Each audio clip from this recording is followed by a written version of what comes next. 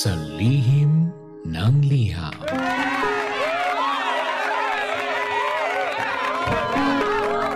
Mahal kong Lindsay, tawagin niyo na lang po ako sa pangalang Rose. DJ Lindsay, halos mabaliw na po ako. Kasi bigla na lang pong nangyari ito sa amin ng boyfriend ko.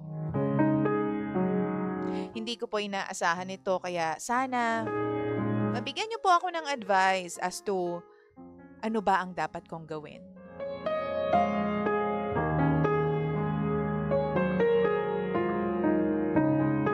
DJ Lenz, sa 3 years namin ng boyfriend ko, ang setup namin, nagkikita lang kami every weekend.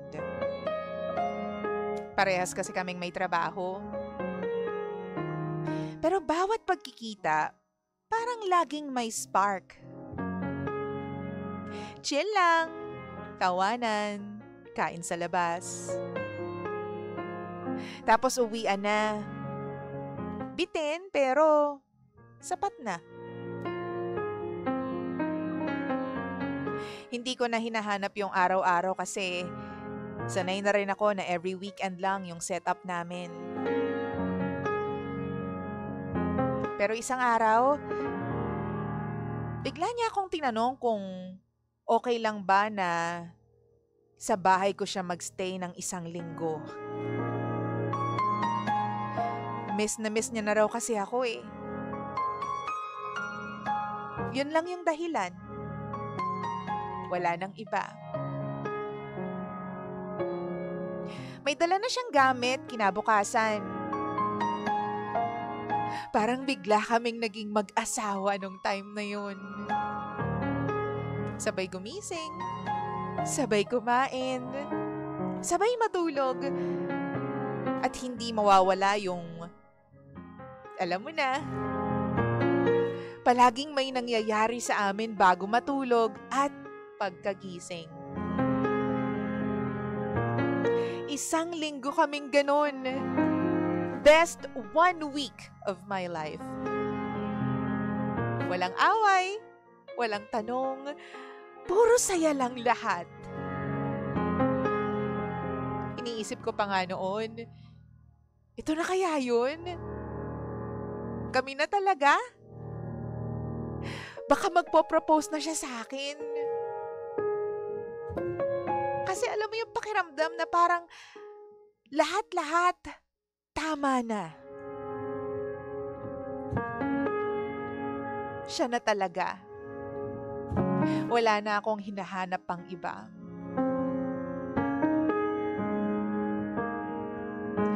Hanggang dumating na yung Sunday. Nagliligpit na siya ng mga damit. Eto na. Separation anxiety na yata. Naiiyak na ako. Hindi ko na alam kung anong sasabihin ko sa kanya just to make him stay. Sabi ko, kailan ulit natin gagawin to? Pero ngumiti lang yung boyfriend ko sa akin. Tapos alam mo yung mga mata niya?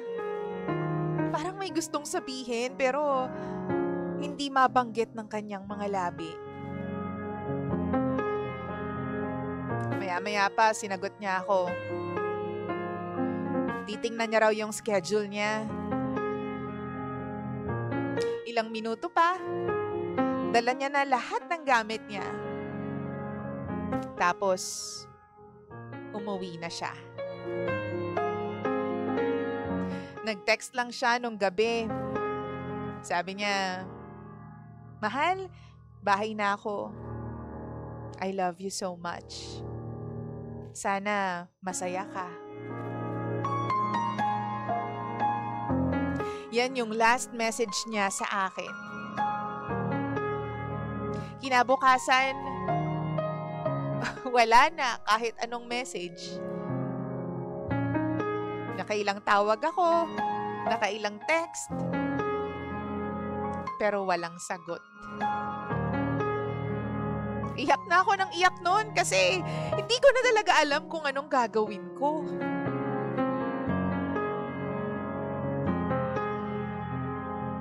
After 4 days, nagparamdam sa akin yung best friend niyang lalaki.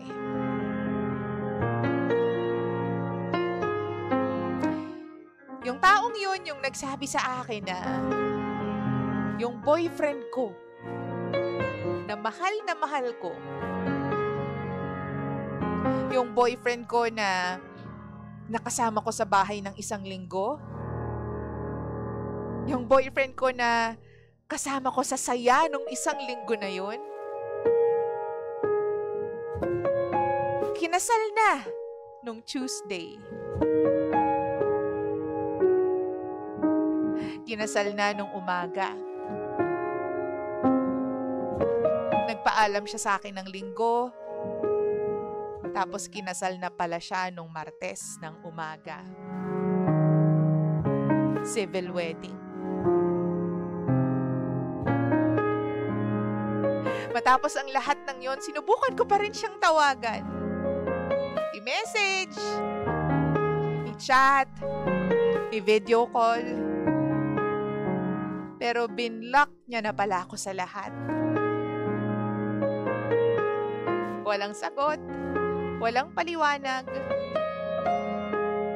Wala man lang sorry sa mga nangyari. Alam mo, DJ Lindsay, hanggang ngayon, iniisip ko pa rin kung paano nangyari yun. Ginamit lang ba niya ako?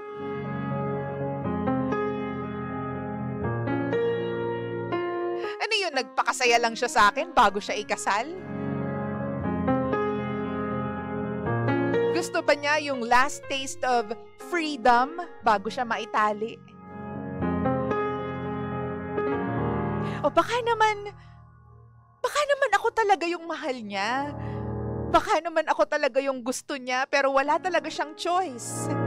Wala siyang magawa. Ang totoo niyan, hindi ko talaga alam kung anong gagawin ko. Hindi ko alam kung anong iisipin ko. Pero ang sakit-sakit lang kasi hindi wala man lang akong chance na magtanong o magpaalam man lang sa kanya.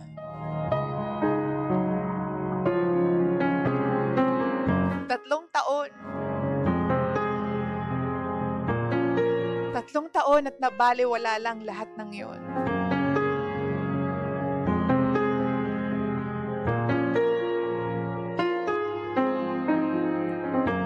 Ano po bang kailangan kong gawin, DJ Lindsay?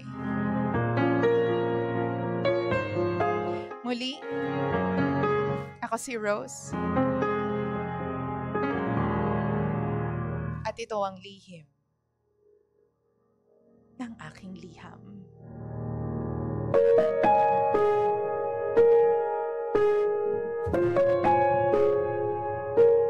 Lihim ng liham.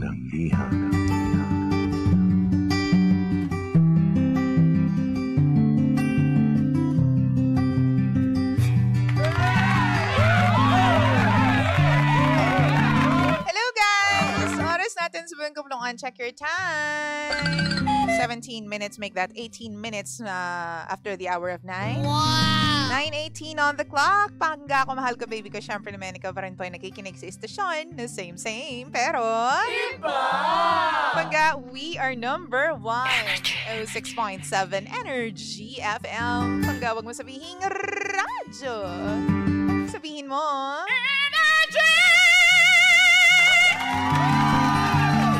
service all the way till 11 in the morning ang nag-iisang girlfriend mo sa radio. My name is Lindsay. At syempre naman, ito pa rin po ang lihim ng liham. Ang programang wala kang matututunan. Pero meron kang mararamdaman. At ngayon, ang mararamdaman po natin ay, ano bang nararamdaman mo? Awa para kay ate. Wow! Maawa tayo. Kayo naman eh. Gina naman kayo dyan. Galit na naman kayo dyan. Oo, have some awa naman for ate. Nakakaloka kayo. Mahal ko, ano nga bang gagawin mo kung ikaw yung nasa sitwasyon ng ating letter sender na si Rose for today's video? Oy, si Rose po ay talagang hindi nabigyan ng warning na may ganun palang ganap yung kanyang jowa, 'di ba? Of 3 years. Imaginein mo, hindi niya naamoy 'yun, 'di ba? Hindi niya naamoy talaga. Hindi niya na wala siyang clue about it, 'di ba? Hindi niya alam na may biglang magpapakasal yung jowa niya of 3 years kasi okay naman daw, nasanay na siya sa setup ng Saturday and Sunday lang sila nagkikita, pero this time around, masayang-masaya pa siya, 'di ba? Kasi isang linggo silang magkasama para sila mag-asawa at in-expect niya pa nga na magpo-propose sa kanya ang kuya mo, 'di ba? Pero ang katotohanan palang buhay, after Sunday, Tuesday, nagpakasal ang kuya mo. Nakakaloka, 'di ba? Sakit nito. Mahal ko, tulungan natin si Rose. Bigyan natin siya ng mga words of wisdom.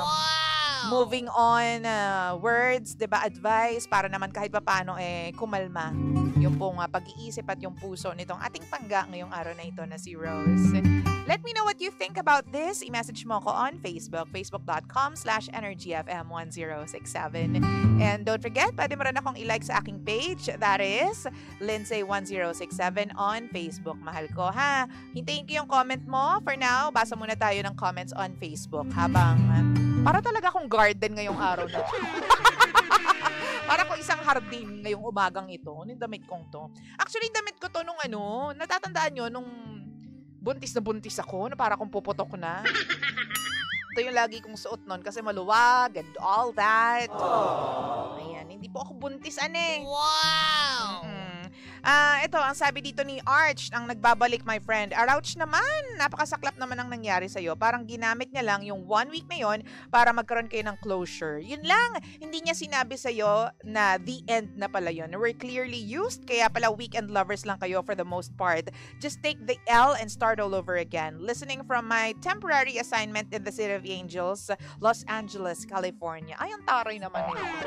City of Angels. Oo. Bagay ako dyan. Since, I'm like an angel with wings. Parang napkin lang, diba? With wings. Thank you very much, my friend. Sabi dito ni Vance, wag lang maghabol kasi hindi ka aso. Oo, wag ka daw maghabol kasi hindi ka naman aso. Sabi naman ni Josa, ang active din nyo ngayon, ha? Si Josa, si Vance. Sabi ni Josa, awit, 1 linggong pag-ibig lang pala ito. Wow! Hindi bakla ka ng taon, 3 taon na nga sila. Tapos every weekend lang sila nakikita. Ano ba yan? Bagsak sa quiz, Josa. Nakakaloka. Pero yun nga, tama, no? Yung kanilang romance na talagang siksik, liglig, umaapaw at talagang naman pong pinakahihintay ng lahat. Wow! 1 week lang nangyari, no? 1 week lang silang parang naging mag-asawa. Ay, nako. Sabi naman po ng pangga natin, sabi ni Zaldi, ayaw ko na lang mag-talk, DJ Lindsay. Kamusta po, ma'am? Wala man lang ambag. Ano yan, Zaldi? Walang ambag.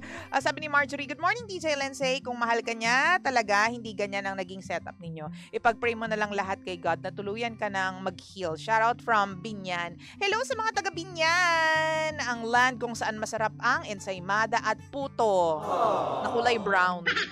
Yung may salted egg. Salted egg! Sabi naman ni Edric, grabe, damang-dama ko yung emosyon ng kwento. Dala na rin ang pagbabasa ni DJ Lindsay. By the way, mahirap yan. Sobrang hirap niyan. Na-ghost ka. May mga ganyang tao talaga na iniiwan ka lang sa ere. Pero ganun pa man, mag-move on ka na lang talaga. Kasi mahirap pero magpapasalamat ka pa rin. Kasi hindi ka napunta sa kanya at merong papunta sa'yo na better. Makakayanan nyo yan. Aww. Ginost. After sabi nila, pinaniwala ka kasi na, sabi niya, mahal na mahal ka niya. Every weekends tayo kasi ito yung mas komportableng part para sa atin. Mas komportableng setup. Wow! Yun pala, kaya every weekends lang. Kasi yung weekdays niya, meron talaga siyang pakakasalan. My goodness. Ouch! Ay, nako. Sabi ng Marjorie, ay, hindi, nabasa ko na yan. Sabi naman ni Darwin, oo, ginamit ka nga niya, Rose. Kung ikaw talaga ang mahal niya, bakit pa siya nagpakasal sa iba nang walang kahit anumang sinasabi sa'yo? Sa una pa lang, laruan ka na niya at laruan na ang turing niya sa'yo. Request po ang kantang 1 linggong pag-ibig ni Casey Tandingan. Sabi naman ni Jenny, ramdam kita girl, hindi ka pa din matatahimik dahil need mo pa din na madinig yung mga paliwanag niya, di ba?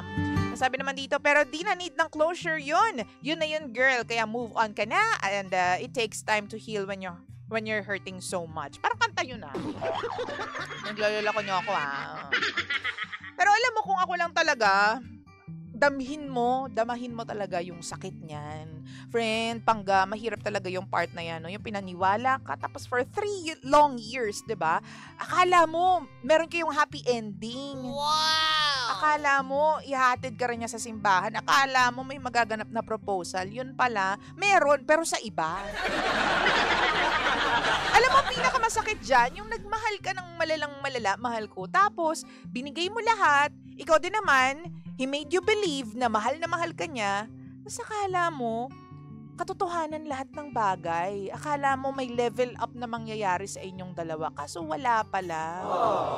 Napakasakit niyang punto na yan. Pero sabi nga nila, wala na tayong magagawa, the damage has been done. So ngayon, feeling ko kailangan mo lang damahin lahat ng lungkot, lahat ng loneliness, lahat ng damage na nagawa sa'yo nitong lalaki na to. Huwag ka nang maghanap ng explanation dahil yung mismong pagpapakasal niya sa iba ay explanation na yun, no? Ng kalokohan niya, no? Ng panloloko niya. Huwag ka na maghanap pa ng kahit anong words from him. Wow! Alam mo, minsan kailangan mo saktan talaga yung sarili mo para masabi na tama na di ba? If it will help you, tingnan mo yung pictures nila. Mag-request ka ng picture doon sa boy best friend. Mag-request ka para lang, alam mo yun, mas masaktan ka lalo. Tapos mas ma-realize mo na hindi mo deserve to Hindi ka dapat nasasaktan ng ganito kasi nagmahal ka ng totoo. Kasi alam ko yung feeling na ganyan na lost ka ngayon. Hindi mo alam kung saan mo pupulutin yung sarili mo. Hindi mo alam kung paano mo pupulutin yung bawat piraso ng puso mo na shatter. Na-shatter! Diba? Totoo naman. Kasi nga, nagmahal ka ng sobra Akala mo tamang setup, akala mo tamang lalaki. Araw-araw gumigising ka at naniniwala ka nung magkikita. Yun yung pinakamasarap, diba? At pinakamasakit din sa lahat. Yung papunta sa Friday, Saturday, Sunday, alam mong magkikita kayo. So, yung mindset mo, Monday pa lang, papunta na sa Friday, Saturday, Sunday. Tapos finally, kapag Friday na, alam mo magkikita na kayo kinabukasan, kilig na kilig ka, magpapaganda ka. Best version of yourself every time na magkikita kayong dalawa. Tapos kilig na kilig ka. Akala mo parang, alam mo, love story every Saturday and Sunday. Then come Sunday night, ayan na, ang masakit na part. Maghihiwalay na naman kayo kasi magma-Monday na naman. Alam ko yung ganyang feeling, bakla. I'm sure kayo din kasi nagkaroon na kayo ng setup na Saturday and Sunday lang ang pagkikita. Lalo na yung mga estudyante ngayon, magkakahiwalay po yung yung mga eskwelahan. O di kaya naman kung malayo kayo sa isa't isa, nagtatrabaho kayo sa malayong lugar. May mga ganyan ng setup Wow! Tapos ang dasal mo niyan, sana dumating na yung time, Lord, na magkasama na lang kaming dalawa. Sana dumating yung time na hindi na namin kailangan mag-good night at goodbye sa isa't isa. Simply, sleep well, pagising mo sa umaga, mahal na mahal pa rin kita. Diba? Yun ang dasal ni Rose, pero hindi dumating Instead, nung nagdasal siya na, siguro hindi natin alam kung anong dasal ni Rose, pero ang binigay sa kanya, yung katotohanan, sumampal sa mukha niya yung katotohanan, no, 'di ba? In the form of, isang angel din na boy best friend ng kanyang jowa. Uy, kinasal na yung best friend ko, ano ka ba? Wow! Nung Tuesday, kinasal na sila, civil wedding. Pak! Wala, nabasag ang mga pangarap, ang mga dreams ninyo para sa isa't isa, or dreams mo para sa inyong dalawa. Hindi nga natin alam baka mamaya wala naman siyang dream para sa inyong dalawa. Kasi all this time, meron naman siyang ibang jowa. Diba? Sakit-sakit. Papaganda ka, papafacial ka. Diba? Papa-Clarence ka. Huy! Hi, Doc Clarence. Tapos lolokohin ka lang ng ganun. Alam mo ang kagandahan yan, sa bawat ending nga ng buhay, there is a sweet beginning or sweet start. Sabi nga nila, kapag merong nag-e-end, may nagsisimula. Wow! Alam mo, makakatulong dyan, sabi ko nga, just savor the moment. If you're sad, then be sad. If you're lonely, then be lonely. Hanggang sa pagising mo isang araw, you'll get used to the pain na lang no? Habang tumatagal, you'll get used to the pain, to the sorrow, diba? To the hurt. Tapos sasabihin mo lang isang araw, wala na yung sakit. Kumusta na? Nakalimutan ko na yung sakit. Oo. Masaya na sila. Siguro dapat maging masaya na rin ako. Wow! Mapapansin mo na lang, ready ka na palang mag-entertain ng ibang manliligaw. Ready ka na pala to meddle with other men. Mararamdaman mo na lang yan bigla eh. Pero bago mo maramdaman yan, dapat, alam mo yun, bago mo maramdaman na ready ka na to meddle with some other people, dapat maramdaman mo na kailangan mo na mag-let go. Let go of this guy. And it helps yung sinasabi mo yung problema mo sa ibang tao. Ganyan din ba kayo? Yung tipong kailangan mo siya i-let out, 'di ba? Minsan hindi mo kayang sabihin, ikwento sa ibang mga tao, lalo na sa mga close friends mo or family. But sometimes, yung pagsusulat ng nararamdaman mo, yung diary. Kaya may mga diary yung mga tao before para, alam mo yun, may notes sila of what happened sa day na yun. Tapos, ma-let go nila, pag sara nila ng kanilang diary o pag turn nila ng page na yon para sa susunod na araw, tapos na yung araw na yon, tapos na yung chapter na yon, tapos na yung moment na yon. Yun yung rason kung ba't nagda-diary yung mga tao. Just to close this day. Just to close this chapter. Ganun ka din. Ganun yung gawin mo. Wow! Ganun yung gawin ninyo mga pangga kapag meron kayo hindi nararamdaman na maganda o merong sama ng loob. Kung hindi mo kayang sabihin sa ibang tao, isulat mo. Tapos, i-close mo o di kaya naman itapon mo yung notes na yun. Itapon mo, sunugin mo, kainin mo. Para lang mawala, no? Hindi, para mawala lang at ma-close lang yung story na yon, yung problema na yon, yung pinagdadaanan mo na yon. Tapos, on to the next ka pagkatapos ng pagsusulat na yon. Hindi ganun kadali. Kasi sa mga susunod na araw, maghahanap ka pa rin ng mga answers sa mga question mo. Bakit mo nagawa sa akin to? Bakit siya yung pinili mo? Saan ako nagkulang? Saan ako sumobra? Diba? Anong meron siya na wala ako? There is nothing wrong with you. Walang problema sa'yo. Ang problema, yung hype na yon. Hindi nga, totoo. Siya yung may problema. Tandaan nyo, wala sa matinong pag-iisip yung magjojowa ka ng dalawa. Kasi hindi naman talaga tama yon. No? Pogi mo Ano ba itsura niyan? Ano ba itsura niyan? Diba? There is nothing wrong with you. You are perfectly fine. Ikaw yung pinaglaruan, ikaw yung pinaasa, ikaw yung niloko. Sana lang nung sa unang parte pa lang ng relationship ninyo, I'm sure may mga red flags dyan. Hindi mo lang na-pick up kasi you were so in love. Ganyan naman tayo kapag in love. Hindi natin pinapansin, hindi natin na ka-count, diba? Hindi natin na-account yung mga red flags na dumadaan, nagpapakita, kumakaway sa atin. Kasi you were so in love. Wow! Diba? So ngayon, dapat mong gawin, tulungan ang sarili mo na mag-move on. Tulungan mo yung sarili mo, aminin mo na niloko ka, nasaktan ka. Pero kailangan mong, diba, kalimutan mo na yung sakit, unti-unti. Hindi ko sinasabing biglaan because it does not happen, overnight. Unti-unti. Pick up yourself, tulungan mo yung sarili mo. Aminin mo sa sarili mo na naloko ka, na nasaktan ka, tapos on to the next. Ganon. Wow! Tapos yung masakit na nangyari na yan sa sarili mo, unti-unti tanggalin mo sa garahe ng puso mo. Tanggalin mo. Kasi hindi dadating yung tamang tao. Hindi yan makikipagsiksikan sa buhay mo kung nandyan pa rin, nakaparada pa rin yung maling tao sa buhay mo. Yung memories ng maling tao na yan, diba, nandyan pa rin sa garahe ng puso mo, unti-unti mo nang tanggalin. Para dumating at makapark yung tamang tao, nagagarahe dyan next sa puso mo. Uy, nabangga! Diba? Mahal ko, pangga ako, baby ko, 9:33 on the clock, giving you something from The Ones. This one is called Hindi Tayo Pwede. Hindi naman talaga, pero bakit pinipilit? Huy, hindi mahaba yung title. This is Lihim ng Liham. Kasama po nag-iisang girlfriend mo sa radio. My name is Lindsay. Lindsay. Energy. Tutok lang. Wow!